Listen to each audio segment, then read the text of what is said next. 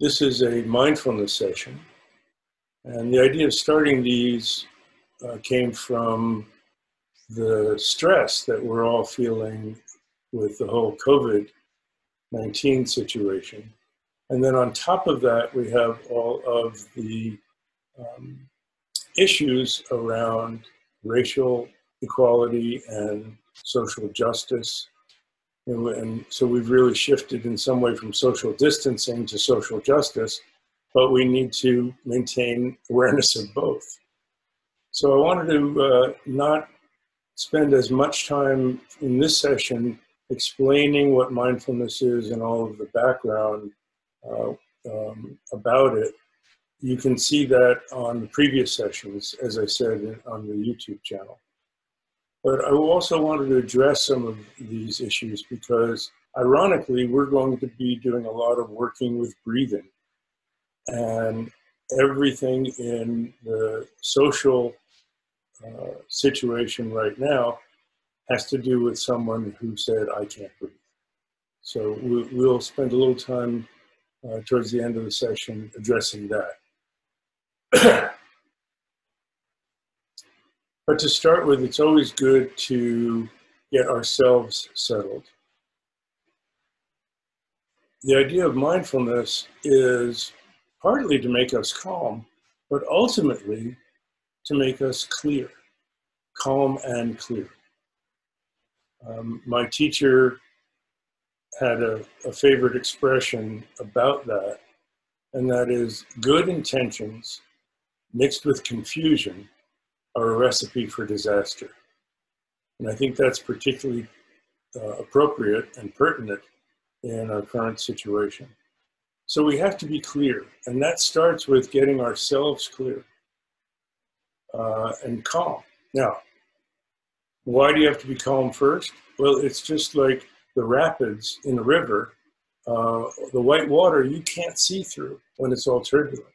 But when you get to a calmer place, then you can see all the way down. So first calm the turbulence, and then we can become more clear. Mindfulness originally started over 2,500 years ago and was brought to the fore by the historical Buddha. That's his title. He was a person, not a divine being. And it comes in the Buddhist tradition, but not the religious trappings. It's the psychological aspect of it. But I think it's an interesting historical note that Gautama Buddha, Siddhartha Gautama was his name, was a social activist. And he admitted people into his community regardless of caste. So he was, it was his intention to transcend or go around or go beyond the caste system. So I think that's interesting, again, for our times and the notion of equality. The word for mindfulness from that ancient tradition is, in the ancient Indian language, is sati, S-A-T-I, which if we were to translate it in ordinary terms, it would be translated as remembering what you're doing. It's sometimes translated as recollection, but if we put a little hyphen in there after the RE, it's recollection. So when we get scattered, we are recollecting ourselves. And that leads us to what the practice of mindfulness is. Because mindfulness is a state of being present to the fullness, that's why it's mindful, of your experience, moment to moment to moment, without analysis or commentary. Internal experience, feelings and thoughts, external experience, what you're perceiving. Everything that's happening in the present moment. That's the state of being mindful. But we do wander. We wander into daydreams all the time. Unless you have a time machine in your backyard, your body is always here and now. But our minds are a time machine. And they wander into the past and the future aplenty. Now, what we want to be able to do is when our minds do wander, the practice of mindfulness is bringing them back to what we were paying attention to. As soon as we wake up from the daydream, we're already back. The key is to remember what we were doing and come back to the object of our attention. So we're going to do a few short sessions of mindfulness, first of grounding and getting ourselves calmer and more settled, and then mindfulness of our body and breathing, and then mindfulness of our perceptions. And after that, we'll do some sessions working with breathing to connect more with others. At certain points, I'll stop, and if there have been questions that have come in the chat box, I'll try to answer those, and then we'll continue on. So, to get grounded and settled, what we're doing is we're recommending that you do this in the sitting posture, sitting position. Traditionally, if people were taught this lying down, they would tend to fall asleep. If they try to learn it standing up, they tend to get antsy and move around. So sitting is putting yourself in neutral. But to work with our body and our breathing, we want to sit up, and essentially, it's paying attention. Remember when we were kids, sit up and pay attention. So we want to sit up, and if you sit up and feel like your chest extends a little bit upward and forward, like you're proud of your state of being, but let the back of your head, your neck extend a little bit longer, and your chin pulls in naturally. So we want to be upright, but not rigid, and feel like our spine is like a tent pole, but then we want to let the rest of our body just hang from that tent pole, like the canvas before the tent is pulled out. As far as your breathing goes, it's good to breathe in through your nose. You can breathe out through your nose and a little bit through your mouth. So if your lips are a tiny bit parted, that's okay.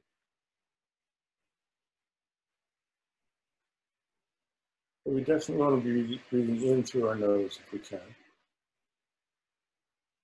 And you can either have your feet flat on the floor if you're sitting in a chair, or cross-legged in front of you. If you have long legs and the chair is lower and your knees are higher than your hips, it puts a little strain on, so you can try sitting cross-legged in front of you. As far as your arms and hands go, just let your arms hang to your sides. Leave the elbows where they are, and then swivel your hands so they're palm down on your thighs just behind your knees. Now that's a nice straight up and down posture. And you can even sway a little bit to the left and right until you feel yourself centered, and tilt forward and back a little bit until you feel yourself centered. We can't really describe centered. We just know that it's not forward, not back, not left, and not right.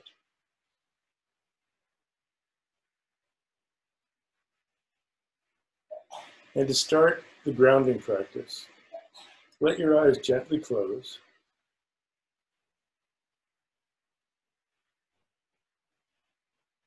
Be aware of your body, what your breathing feels like, your weight pressing into the seat that you're on, your sit bones.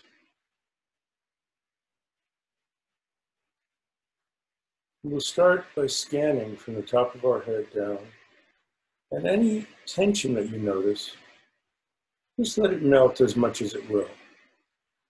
You can't force it. That would be like struggling to reduce tension, just makes more tension. Just let it melt as much as it will. From the top of your head, all around your face and skull. Check your jaw. Very often there's tension in our jaw. You can wiggle it a little bit, and then just let it soften, even if that means your lips parting a slight bit. Neck and shoulders, we have a lot of tension in our shoulders, working on computers, devices, phones. Let your shoulders just hang there like the canvas from the tent pole.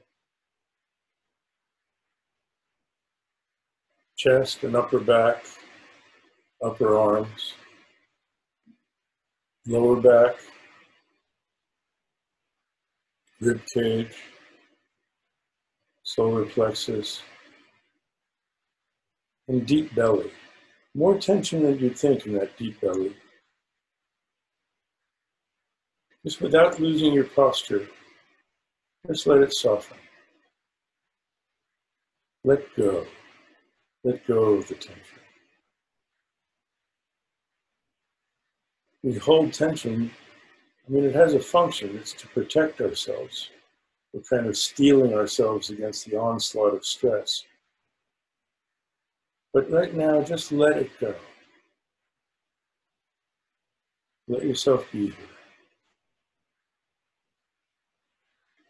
Hips and pelvis, thighs, hamstrings, forearms and hands, knees, ankles, calves, ankles, and feet.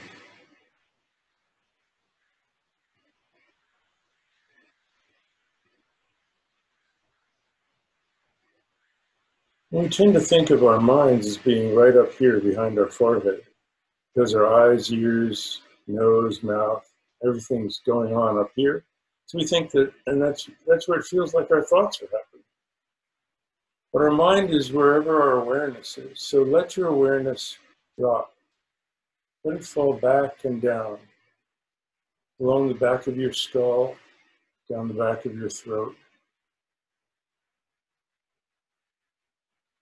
down the back behind your heart, back of your chest, like a leaf gently settling to the bottom of a pond, down past your rib cage, behind your solar plexus, behind your navel, and settling deep in the core of your torso, a couple of inches below the navel, just in front of your spine. It's quiet down there. You can feel the movement of that deep core of your torso as the breath comes in and out, like gentle currents at the bottom of that pond. Calm and clear. Let your weight sink down, sink into the chair or cushion, and imagine that it sinks all the way down to the earth and merges with the earth. So you are part of the earth, but extending upward majestically like a mountain.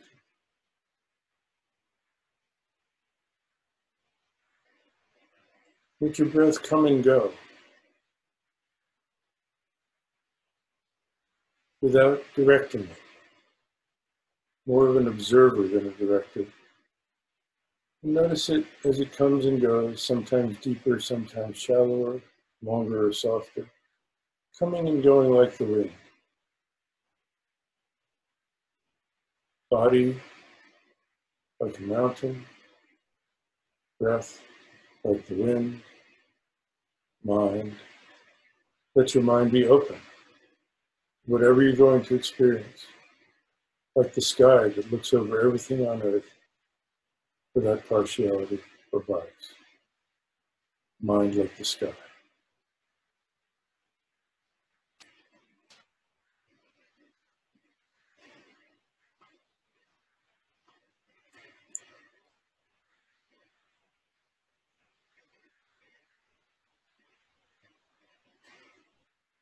And let your eyes gently open, looking slightly downward.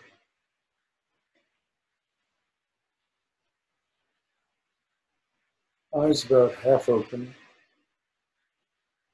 looking downward at about a 45-degree angle. And the object of our attention will be the internal sensation, the feeling in our body of the breath coming in and filling us, the breath going out and empty. The feeling of filling as the breath comes in,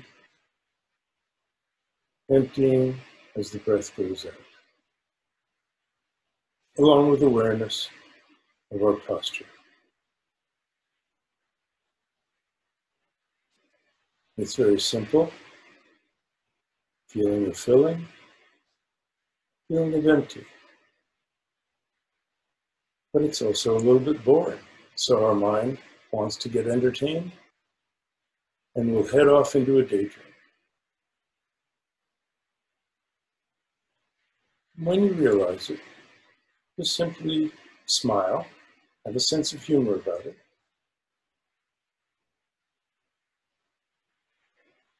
And you can think, oh, daydreaming, back to the breathing. And reinvigorate your posture. Feel the feeling of filling and empty. And we'll do that for a couple of minutes.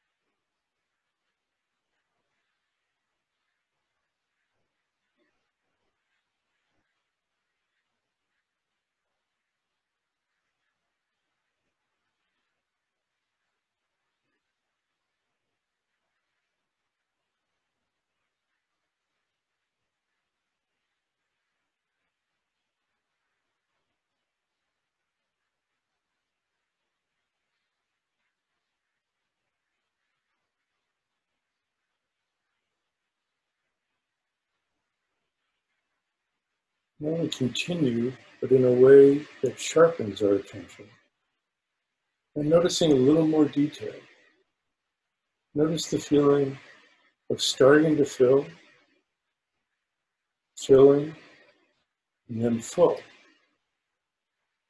The transition and starting to empty, emptying, and empty. A little more detail and feeling the sensations. Starting to fill, filling and full as we breathe in. Starting to empty, emptying and empty as we breathe out. Again, if you wander into a daydream, just smile and back to your posture and your breathing. And attention on those 6 phases. 3 coming in, 3 going out.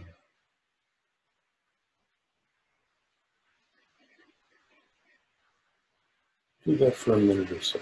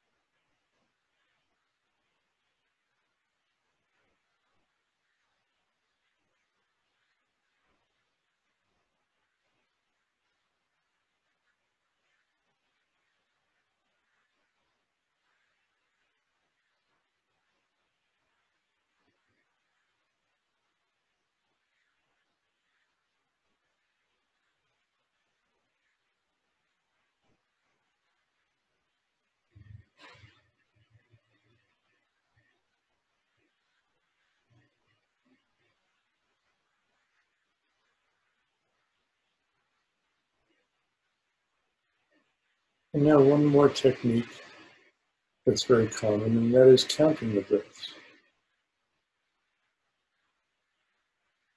You have as much or as little awareness of the sensation. You don't need to pay attention to the specific 3 phases, but just awareness of the full feeling of filling and emptying, but count as you complete each cycle. So we'll do 10 breaths.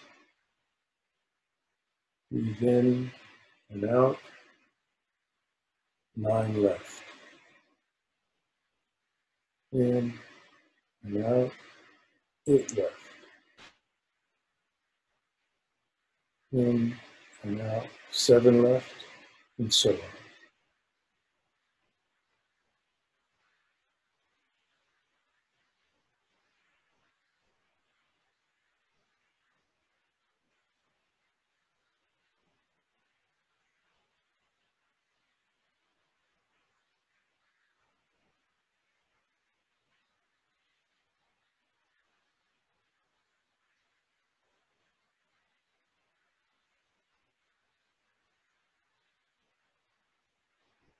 One left,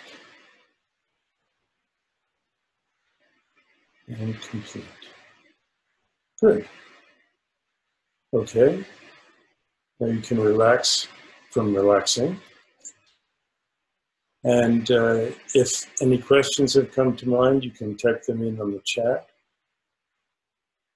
I'll share a couple that have come in from the past. But to start with, I introduced those extra techniques for mindfulness, and there are hundreds of different techniques and ways to do this. The idea is to have your mind fully occupied with your experience of the present moment. So for some people, counting works better. But for others, counting gets them back up into their heads. So awareness of their body works better. For some, it's the sensation of the breath coming in through the nostrils, cool and dry, and then going out through the nostrils, warm and moist. So there are a wide variety of mindfulness practices that we have available to us. A couple of the questions from the past. One person said, well, how do I stop thinking? The point is not to stop thinking. Thinking is included. It's part of the process. As thoughts arise, we can be mindful of what we are thinking. But as a friend of mine said, it's like a parade. If you're watching the parade, you're still in awareness of the present moment. It's when you find yourself in the parade and carried away that you're in a daydream. And it can happen so quickly. You know, you're sitting there, you're going, oh, this feels great. Very relaxing. It reminds me of that yoga class I took. I wonder what happened to that instructor. I think she went to New York. I love New York. That play we saw. And in 5 thoughts, you're in New York watching a play. So, and then something clicks and you go, wait a minute. I'm not in New York. And at that moment, you smile and you go, daydreaming. Reinvigorate the posture, back to the breathing. I see one of the questions, how much are the abdominal muscles engaged on the out-breath? Well, that's a great question. And there are 2 ways to work with the breathing. There's an intentional way of working with the breathing. But for this practice, we're doing it in a non-intentional way. We're being observers of the breathing rather than directors. So that's a great question. Observe for yourself how much your abdominal muscles are engaged on the out-breath. That's part of what you're feeling. Notice those muscles as you breathe in, and particularly as you breathe out. Now, the in-breath and out-breath are controlled by our diaphragm, and our abdominal muscles are used to lift the diaphragm to breathe out, and to pull the diaphragm down to breathe in. And in some of the traditions, you actually use your abdominal muscles forcefully, but that's in something called a cleansing breath. That's often done at the start of a practice. I do it when I wake up in the morning. You breathe in, and as you breathe out, just near the end, you breathe out gradually, but at the end, you pull your abdominal muscles in and you breathe out forcefully like that. It's also helpful to have a Kleenex when you're doing that. But that's a cleansing breath that forces all the stale air out. And I do that 3 times in the morning before I start the day, before I start my morning meditation. So that's a great question. I like this one. What can we do for some extra credit on this technique? Since there's no one really there to receive the credit, what you do for extra credit, and I'm going to talk about this, that's a really good question. Okay. For extra credit on the technique, we'll be doing this at the end of the session, and that is share the benefit with others. Share the benefit with others. So do this practice with the intention that you're not just doing it for yourself, but you're doing it for the benefit of others. And so that's a great question. If you start intentionally breathing, is there an easy way to start observing again? Yes. Smile and understand that you were doing something. That's another good question. Smile and say, oh, I needed some entertainment. I needed something to do with my breathing, with my mind. So I got engaged in, I need to be doing something. You know, it's a bit hackneyed, but old expression. We probably should be called human doings rather than human beings, because we're always doing and not just simply being. So it's natural to find ourselves trying to do something, trying to make it happen.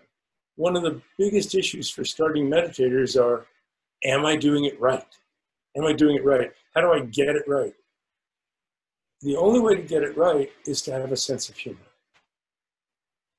And notice when you start engaging in intentionally breathing or manipulating in any way or off in daydreams, smile, come back to body, come back to breathing. Let's see, one more. Oh, I wanted to share one other thing about doing things and being occupied. Some people get drowsy when they do the practice. And that's because the only time of day that we're used to not needing to think about anything and not needing to do anything is bedtime. So our system thinks, you know, it's kind of a stimulus response.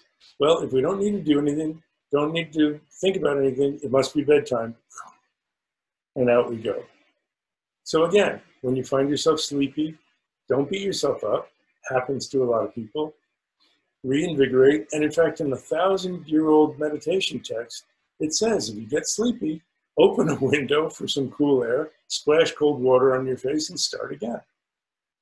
And so it's also helpful to do shorter sessions, 5 or 10 minutes, take a break, stretch a little bit, reset yourself, and start again. And this is during any guided practice. This is the last question. I find myself wanting to take notes and record what I've learned. Is that common? Is it not the best idea? Yes, and that's why we're recording these. So you can go back and watch them and take notes and set that up for your own session. So you don't need to take notes. It's going to be recorded. Very often when people practice in their daydreams, they have a bright idea. And they want, I want to write that down. I don't want to forget that. Well, not the best thing to do for your practice, because the idea of the practice is letting go. Letting go of that. Let it come and go. And I like to tell myself, if it was that good an idea and that important, I'll remember it later. See, so it comes back to mindfulness in everyday life, remembering what you were doing. There are also intentional sessions. You can do this practice to get calm and clear, and then set yourself some time afterwards to say, now I have a topic I want to contemplate. I'm just going to wait and watch what thoughts arise in my mind. And then you can take notes. But be sure to separate out analytical and contemplative meditation from formless mindfulness meditation. Okay, so we'll get to later questions after we do a little bit more of the practice. Okay, so we're doing this with our eyes open because we start with the grounding practice with our eyes closed, but we do this with our eyes open because mindfulness is 24/7. And you don't walk around with your eyes closed or you bump into things. So that was body and breathing. And now we're going to do mindfulness, and we did the grounding. Now we're going to do mindfulness of sense perceptions. So again, sit up in good posture, but this time open your eyes and look straight ahead. If you're looking at a computer, look above it. Or if the computer is up at eye level, look above me at the greenery in the scene behind me. And then open your visual perspective, open up to your full peripheral vision, side to side, top and bottom, so you can see a big field of vision without moving your eyes. And let your awareness move, noticing without commentary, without a lot of commentary, colors, shapes, and shades of light and dark. Just relax and notice your vision.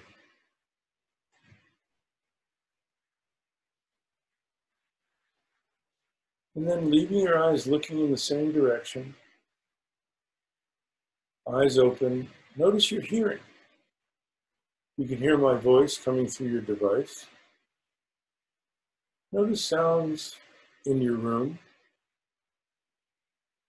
And then open up your hearing in all directions, like your peripheral hearing. In all directions, and listen for sounds in all directions as far away as you can hear.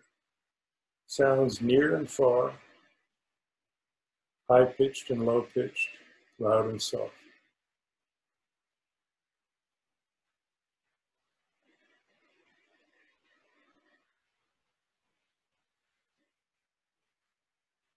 Now switch to your bodily sensations, leaving your eyes open, looking straight ahead.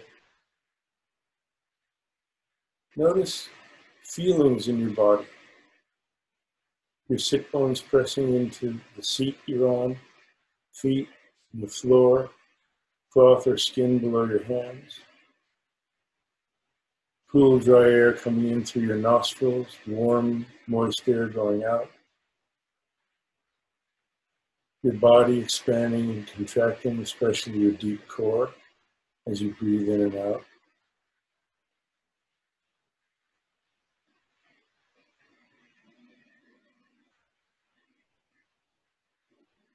Now switching, just turn your attention inward and notice thoughts appearing and disappearing in your mind. They arise like clouds appearing in the sky, floating by, or sometimes they're quick, like a bird flying across the sky, but they don't leave a trace, like a bird doesn't leave a trail.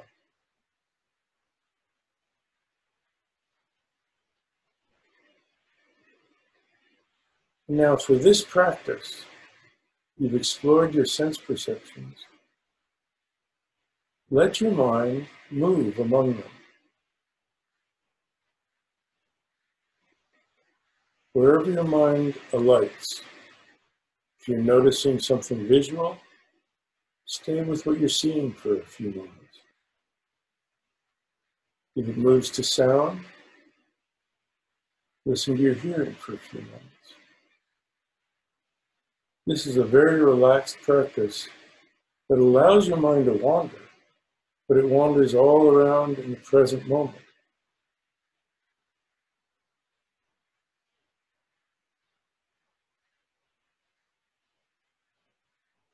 We just do this for a minute or so. Again, if you get caught up in a daydream, just smile, come back to body, breathing, and sense perceptions.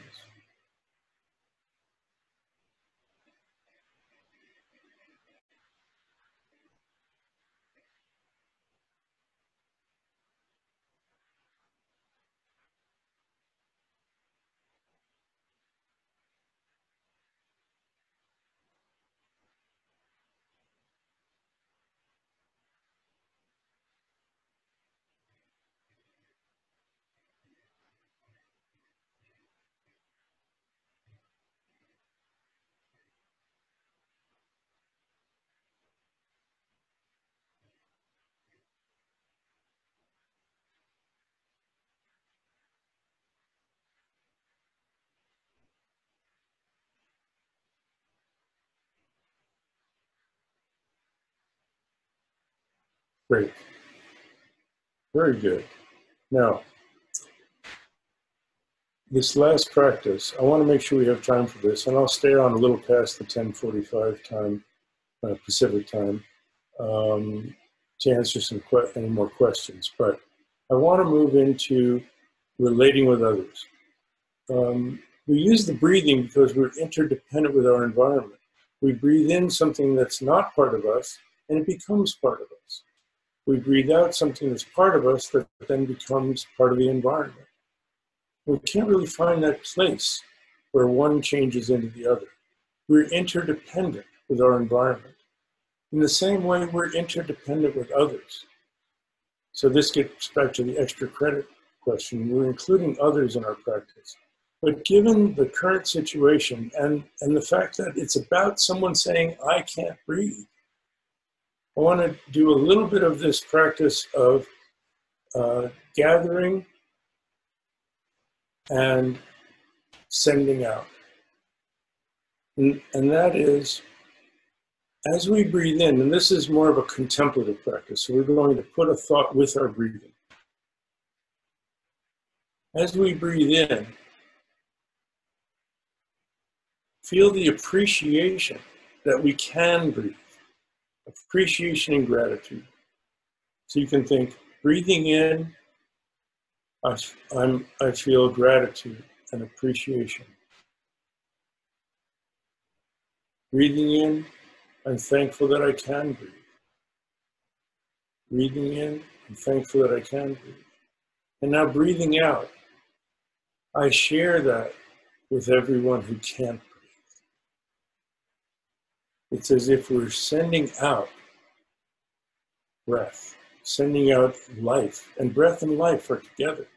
Sending out the breath of life to those who can't breathe.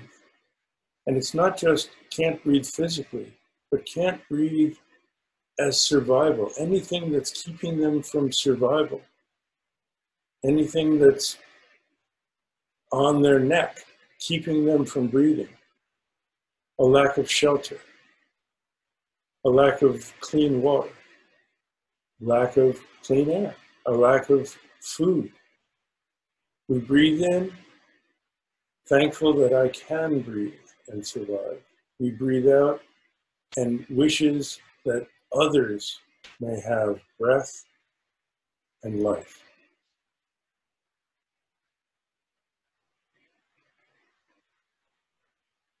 And use your own thoughts of what you're extending out to others. And we're gathering and radiating that out to all beings who are suffering and struggling. Breathe in, I can breathe. Breathe out, may you be able to breathe. Breathe in, I'm thankful that I can breathe.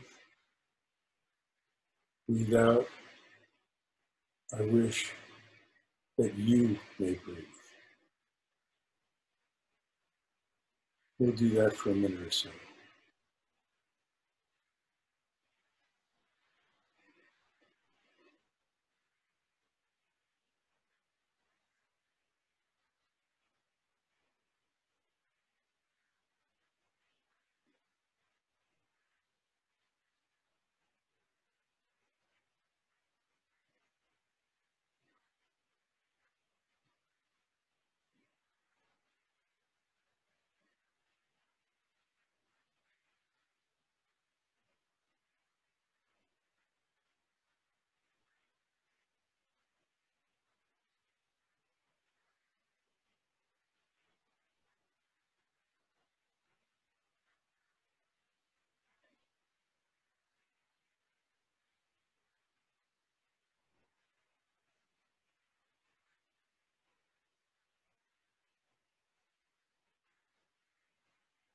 You can do this practice with your eyes open or closed, whichever works better for you. And you can add other contemplations, like breathing in, I'm grateful for the freedom that I have. Breathing out, may others have freedom who don't have it.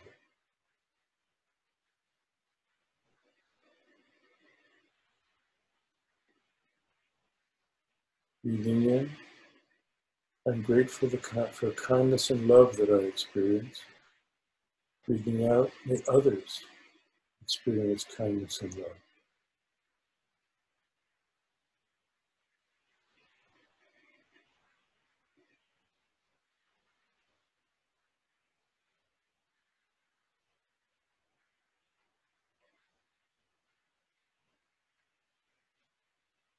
And I want to share 4 lines that are called the 4 immeasurables, meaning the 4 thoughts that are greater than any. May all of us, all and every one of us, be free from suffering. May all and every one of us have happiness. May all and every one of us have complete freedom from whatever causes us suffering. May all and every one of us feel equanimity beyond prejudice. So freedom from suffering, happiness, joy, and equanimity.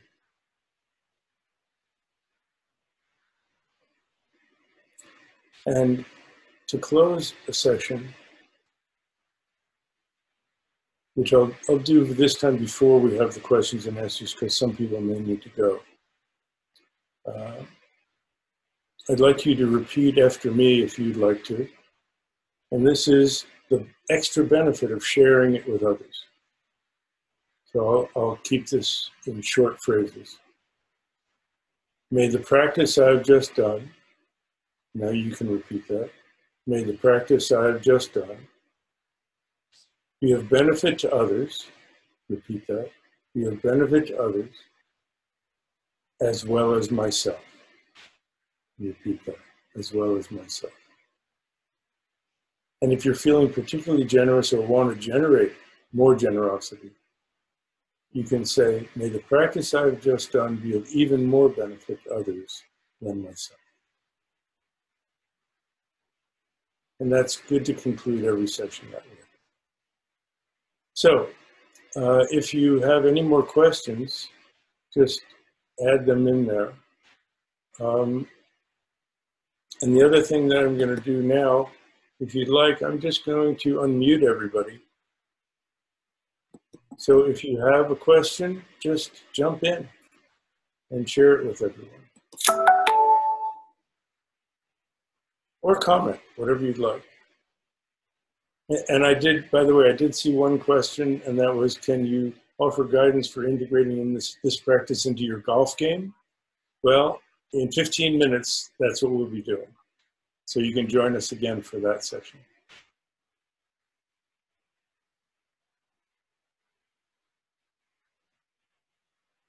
Well, I think everyone has gotten very nice and calm. Thank you, Doc. I hope it's offered some clarity.